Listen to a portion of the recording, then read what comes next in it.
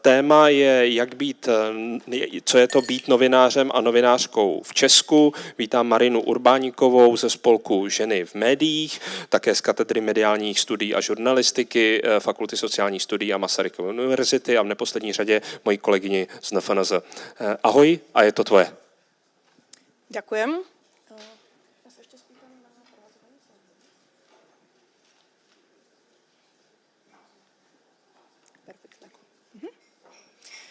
Dobrý deň, zdravím všetkých. Musím Davida pochváliť, teraz sa asi cítil chvíľu ako moderátor neúplne dobre, ale dramaturgia novinárskeho fóra je skutočne vyvážená, pretože po okienku kritiky nasleduje okienko súcitu s novinármi a novinárskou profesiou a zároveň po diskusiách, proslovoch a debatách nasleduje zo pár čísiel a grafov.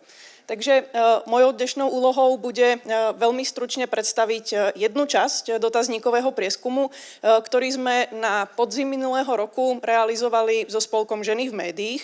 A kým nezabudnem, rovno poďakujem našej katedre mediálnych studií a žurnalistiky na FSS v Brne za technickú podporu a britskej a holandskej ambasáde za podporu finančnú. Náš dotazníkový prieskum sa zameral na 3 okruhy. Nejde rozhodne o žiadne nové problémy.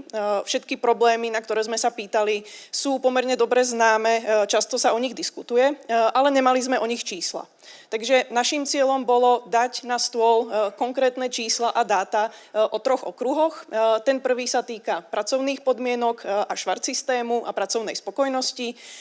Druhý okruh sa potom týka podmienok pre zlaďovanie práce a rodiny v redakciách.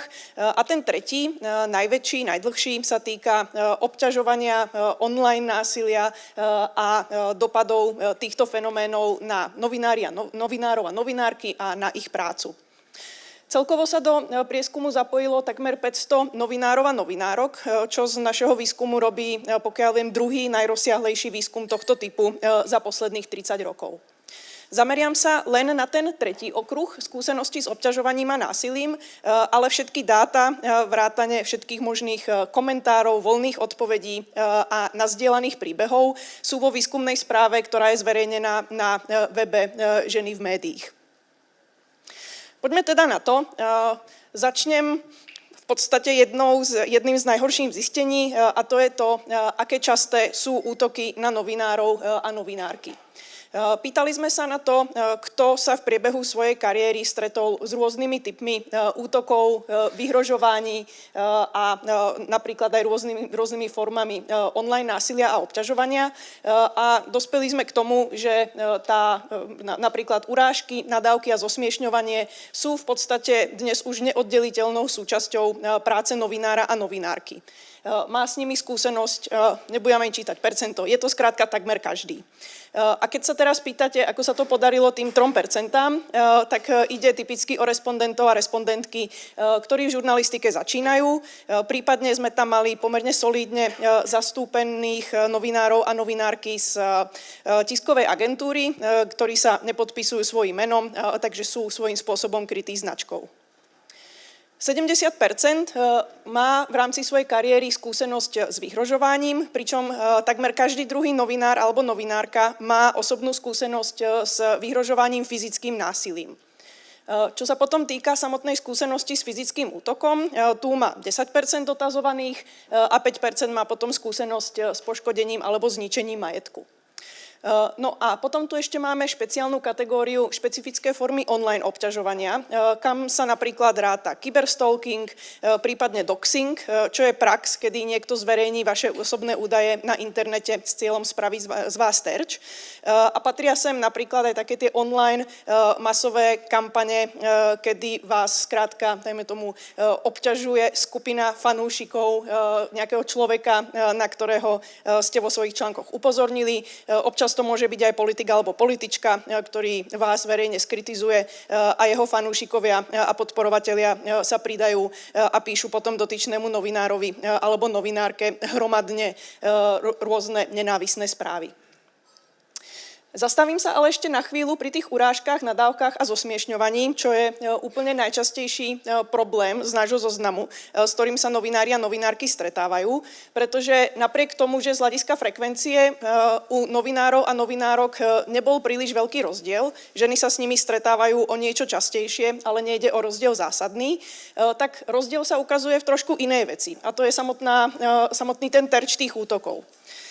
Najčastejšie sa útočí na profesné schopnosti, ale zatiaľ, čo u mužov, novinárov je častejším cieľom ich skutočná alebo domnelá politická orientácia a potom tiež profesná reputácia, takže klasicky im niekto vynadá, že sú zapredaní, skorumpovaní liptárdi.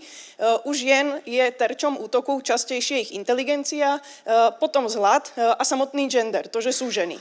Takže tieto útoky sú zraňujúcejšie, pretože sú skrátka osobnejšie a my sme sa pýtali novinárok aj novinárov na nejaké najčastejšie prípady, s ktorými sa stretávajú a pár z nich vidíte na slajde.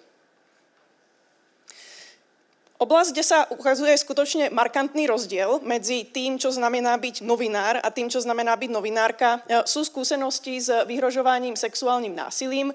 Rozdiel je skutočne násobný a snáď ešte väčší je potom v prípade sexuálneho obťažovania. S tým sa osobne stretlo v priebehu svojej novinárskej kariéry viac než 3/4 žien, ale v úvodzovkách len nejakých 16% mužov. Teraz možno vznikne otázka, ako sme teda definovali sexuálne obťažovanie. V podstate sme sa pýtali na osobnú skúsenosť s 5 rôznymi typmi alebo formami a potom sme to skrátka sčítali dokopy. Takže neúplne prekvapivo najčastejšie majú novinárky skúsenosť s rôznymi sexistickými komentármi a vtipmi, potom nasledujú obťažujúce pozvania na rande, ale čo je teda za mňa pomerne prekvapujúce, je vysoká frekvencia nevyžiadaných dotykov sexuálnej povahy a opäť z komentárov a z voľných odpovedí, ktoré s nami nazdielali novinárky, musím povedať, že rozhodne nejde v úvodzovkách len o nejaké ramená a kolená, ale bohužiaľ tieto prejavy sa týkajú aj intimných častí tela. Viac než štvrtina má tiež skúsenosti s nevyžiadanými správami a obrázkami sexuálnej povahy a s obťažujúcimi nabídkami sexu alebo so žiadosťami o sex. Opäť odkazujem na celú výskumnú správu, kde je viacero príbehov, ktoré s nami nazdielali novinárky o tom, ako im došli správy, kde im písateľ, niekedy bol priamo z redakcie, veľmi podrobne popisoval, čo všetko by s nimi chcel spraviť a ako by to potom ďalej mohlo pokračovať. Čo považujem za významnú správu o atmosfére v českých médiách je to, kto sa sexuálneho obťažovania dopúšťa. Pretože všetkých tých 5 prejavov, ktoré som ukazovala pred chvíľou, môže mať minimálne 4 rôznych pôvodcov. Môžu to byť kolegovia, prípadne kolegyne priamo v redakcii, môžu to byť nadriadení. Sexuálne obťažovanie okrem toho môže prichádzať zo strany publika alebo verejnosti, no a v neposlednom rade taktiež od zdrojov alebo profesných kontaktov. No a keď som sa pozrela na podiel novinárok, ktoré sa v rámci svojej kariéry stretli so sexuálnym obťažovaním priamo v redakcii, to znamená od kolegov alebo nadriadených, tak išlo o podiel úplne najväčší zo všetkých týchto kategórií. Má s ním, alebo s týmto fenoménom má skúsenosť viac než polovica novinárok. Opäť zo pár príbehov na ilustráciu toho, o čom sa bavíme, vidíte pred sebou. Nevybrala som, alebo zámerne sme do výskumnej správy nedávali príbehy, u ktorých sme sa obávali, že by mohli viesť k identifikácii písateľky, pretože boli príliš špecifické, takže toto je taká nejaká, nechcem povedať zlatá stredná cesta z hľadiska anonymity a brutality toho príbehu, ale je to skrátka niečo, čo vám pomôže, aby sme si vedeli predstaviť, čo sa pod tou škatulkou a kategóriou sexuálneho obťažovania v praxi môže skrývať. Samozrejme, teraz sa zase vrátim k útokom zo strany verejnosti. Toto všetko má potom na novinárky a novinárov dopad. Takže špecificky, keď sa pozrieme na to, aké sú pociťované dopady útokov zo strany verejnosti zvlášť na novinárov a novinárky, môžeme si všimnúť, že u žien je ten pociťovaný dopad silnejší. Takže väčší podiel z nich napríklad uviedol, že ako následok týchto verejných útokov pociťujú stres, hnev, smútok, pochybujú o sebe, majú problémy so sebavedomím, prípadne ich to vedie k perfekcionizmu a k mimoriadnej opatrnosti. A okrem týchto psychických dopadov to má potom dopad aj na ich samotnú prácu, pretože to vedie k obmedzovaniu interakcií s publikom, čo je inak pre žurnalistiku veľmi dôležitá vec. Vedie ich to tiež k zvažovaniu odchodu z redakcie alebo z profesie a potom, a toto má celospoločenský presah, vedie to tiež k autocenzúre a k tomu, že sa potom vyhýbajú určitým témam. Ktoré témy to sú? Pýtali sme sa na to, aké témy sú najčastejšie spúšťačmi záplavy nenávistných prejavov zo strany verejnosti. A rebríček bol neúplne prekvapivý. Na prvom mieste je téma migrácie, utečencov, integrácie, potom nasleduje gender a feminizmus, dezinformácie a až potom domáca politika. A potom širšia kategória ľudských práv a sociálnych tém. Takže vzhľadom na to, že sú to práve ženy, kto častejšie píše o ľudskoprávnych a sociálnych témach, vidíme, že aj tu môže spočívať určitá odlišnosť medzi skúsenosťami žien a mužov v žurnalistike, pretože tieto sociálne ľudskoprávne témy skrátka priťahujú viac hejtu. Vzhľadom na to, že novinári a novinárky sa s týmito útokmi stretávajú práve kvôli svojej profesii, je dôležité, aby sa za nich redakcie postavili. Pýtali sme sa na to, ako novinári a novinárky vnímajú prístup redakcie v prípade podobných útokov.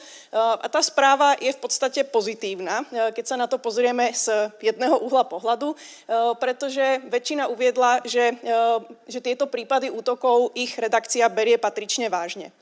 Treba ale opäť upozorniť na genderový rozdiel, pretože spokojní s prístupom redakcie boli častejšie muži, zatiaľ čo novinárky častejšie uvádzali, že ich vedenie redakcie si s útokmi príliš nevie rady, že sa to u nich vníma ako niečo, čo si má každý vyriešiť sám a keď sa na tieto útoky sťažuje, tak je to potom vnímané ako slabosť. Podpora zo strany redakcie je dôležitá aj kvôli tomu, že prítomnosť na sociálnych sieťach a budovanie online značky je niečo, čo od značnej časti novinárov a novinárok, takmer tretiny, formálne alebo neformálne vyžaduje samotné vedenie redakcie. Takže by nebolo fér, aby potom tie negatívne dopady nechávalo na samotných novinároch a novinárkach. Už budem končiť. V závere sme sa pýtali novinárov a novinárok, s akými formami podpory majú vo svojej vlastnej redakcii skúsenosti, čo všetko im redakcia nabízí a zároveň o aké formy podpory by mali záujem, čo si myslia, že by im pomohlo. Na slajde je potom iba odpoveď na tú druhú otázku, ktorá sa týka poptávanej podpory. Opäť dobrá správa je, že to, o čo majú novinári a novinárky najväčší záujem, je v zásade zadarmo, alebo nestojí to ani príliš veľa energie a zároveň ide o formy podpory, ktoré sú už teraz podľa nášho prieskumu v redakciách často dostupné. A to je samotná morálna podpora od nadriadených a od kolegov, verejné zastanie sa dotyčných novinárov v prípade útoku verejnosti, prípadne právna podpora. Potom sa ale ukazuje, že predovšetkým novinárky, a to je skupina, ktorá pociťuje útoky zo strany verejnosti ako závažnejší problém v porovnaní so svojimi mužskými kolegami, novinárky častejšie majú záujem aj o opatrenia, ktoré momentálne v českých redakciách nie sú príliš rozšírené. A to sú napríklad školenia, sprostredkovanie psychologickej pomoci, ktorú by hradil zamestnávateľ, prípadne zavedenie nejakých písomných redakčných smerníc a opatrení, kde by bolo zhrnuté, akým spôsobom sa možno brániť, ako postupovať, na koho sa obrátiť a aké sú možnosti riešenia. Ďakujem za pozornosť. Som v prípade záujmu otvorená akýmkoľvek otázkam. Najradšej mám tie metodologické a celá štúdia je potom na našom webe.